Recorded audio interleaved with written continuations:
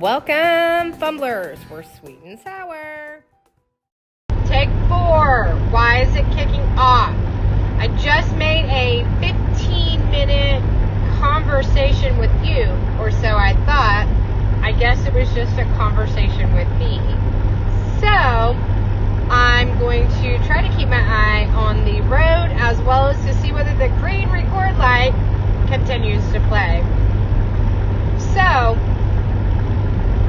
I'm in the car on the road heading out of town, and I'm doing this again yet in the podcast flow due to the amount of time, but I have something on my mind that I really want to share.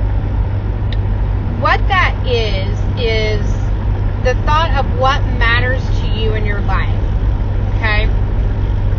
So, what I mean by that is that I work for a company that has an objective, a mission, and a pledge. And all of their business decisions are based around the objective, the mission, the pledge. So when they're making business decisions, they're basing those decisions on whether or not they align with that objective, mission, and pledge. I'll give you a great example. One of theirs is integrity. So, of course, this is a sales company. So, their biggest one is acting with honest intentions. So, I'll give you a great example of that. As a sales company, they have sales behaviors and sales practices. And we want to keep all of these sales behaviors and these sales practices aligned with an honest and integral process. So what that means is they don't want sellers within their company or behaviors in their company that are representing misleading products, services, and doing things that aren't clear or scammy. They want you to stay clear of that. They want you to act with honest intentions and have integrity. So when they're setting behaviors in place, they set those behaviors in place based upon those things. So what's interesting to me is that something that we do in our daily lives. I know I have a set of core values, and as of recently, I have been working to make sure that the decisions that I make align with those core values. Give you a great example. One of my things that I do is time is money. So, is my time worth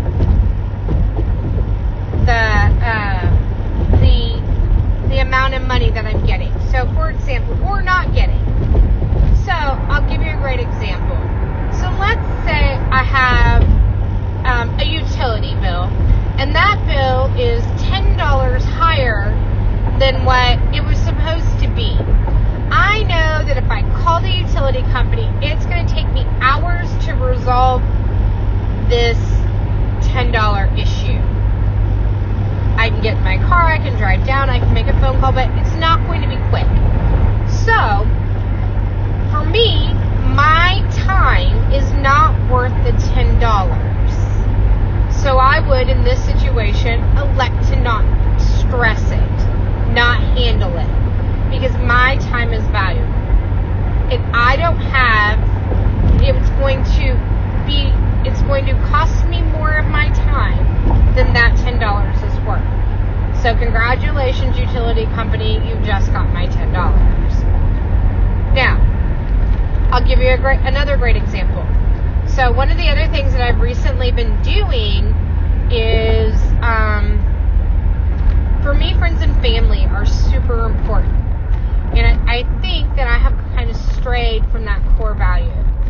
So money is not my financial objective, okay? So money for me is a means to an end. So it's a means for me to be comfortable in my everyday life.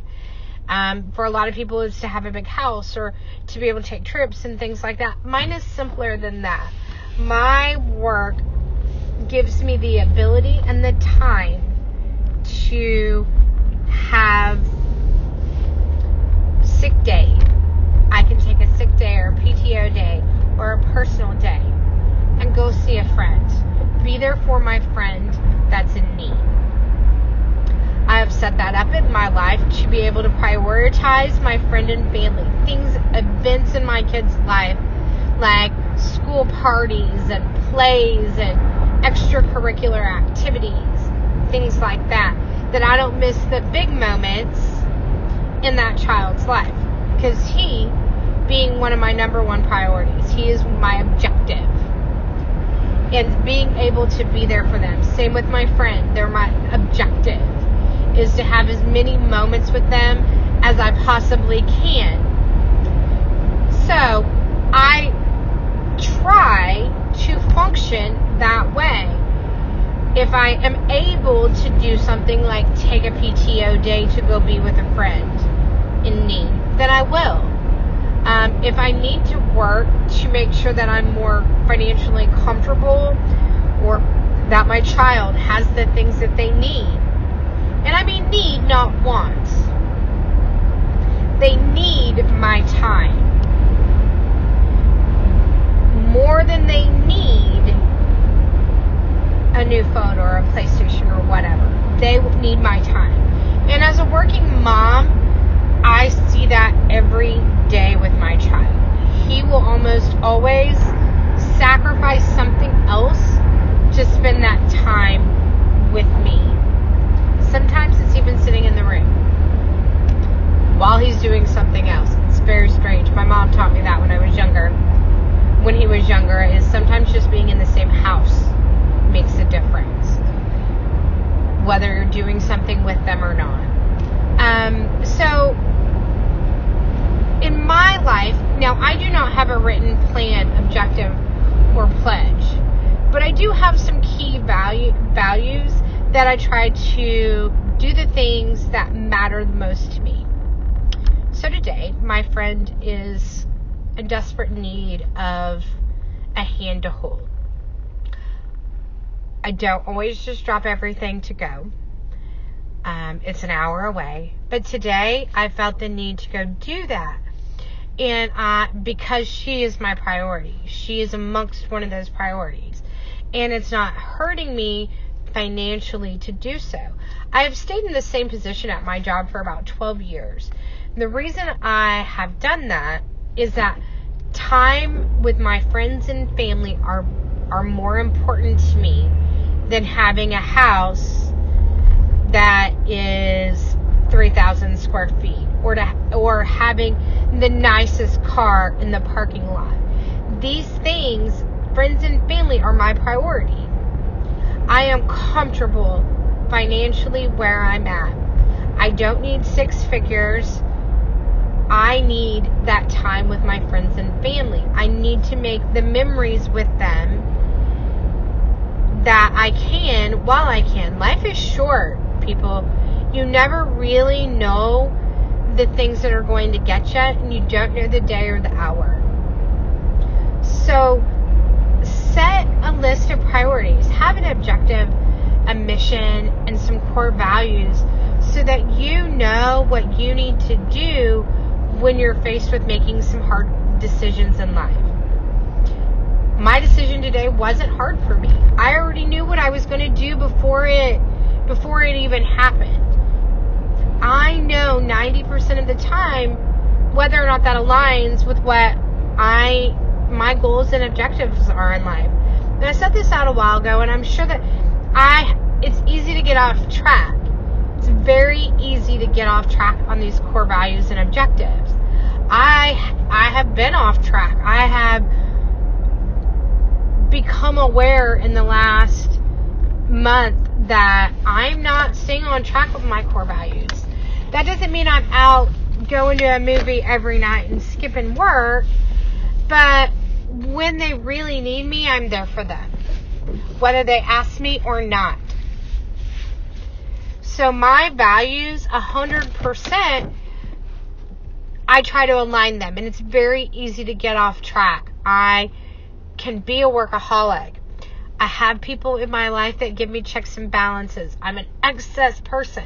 When I do something, I tend to be excessive about it. Or obsessive, I guess you could call it. But I have people in my life that will help me get back on track. And having my core values in place is a big thing to me. And something that I would encourage you guys to do. I think, matter of fact, I'm going to go in and get my husband, and we're going to sit down and we're going to write these out, so that we are jointly making decisions based upon these core values that we both have, and our objectives for our life and the raising of our child and the things that we do. We have some of those in place already. We know and consistently discuss that time together and with our child is more valuable than making 6 figures a year. So it's one of those things that everybody's values are different, their core values and how they make their decisions and things like that. So I'd like to hear what you guys have. How do you make your decisions? Do you have a mission statement? Do you have an objective? Do you know what these core values are? Do you discuss them? Do you have them wrote down? Where are they? What do you have with them? Share with me. Sorry again about the podcast kind of video, but when the ideas hit me, I would rather have a conversation and get it Out. Thank you guys for listening. I'm out. Media. Share your love with a like. Participate with comments. Share with everyone. Make friends by subscribing. And do as you're told. Definitely do as you're told. I'm out.